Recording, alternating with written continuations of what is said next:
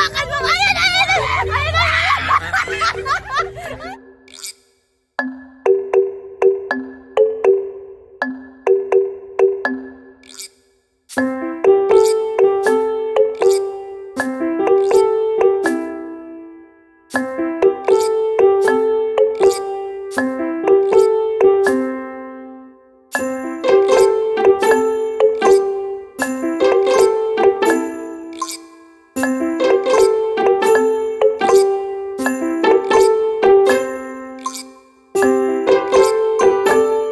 While driving back home po, medyo na-stuck po kami sa traffic.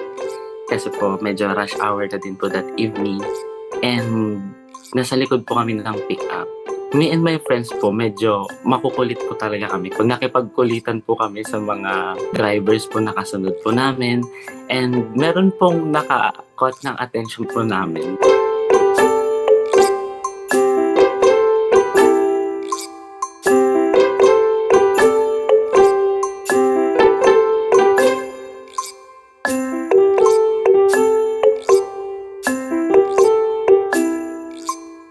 Dumating po sa point na inaasar na po ako ng mga friends ko kay Kuya Ryder. Hindi po namin in-expect na makikipag-cooperate si Kuya Ryder dun po sa mga kaibigan ko.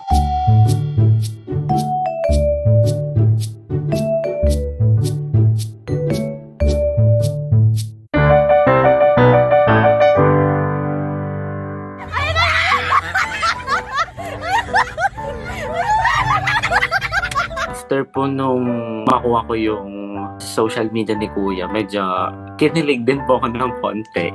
Bumuhos na po after nun yung ulan. Parang inantay niya po munang maging okay kami ni Kuya. Parang gano'n po.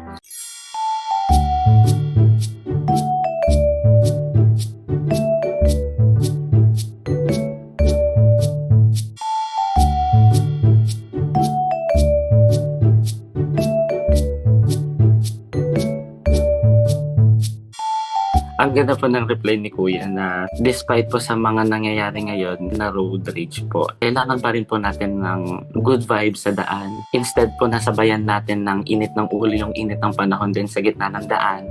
Why not choose kindness po and love?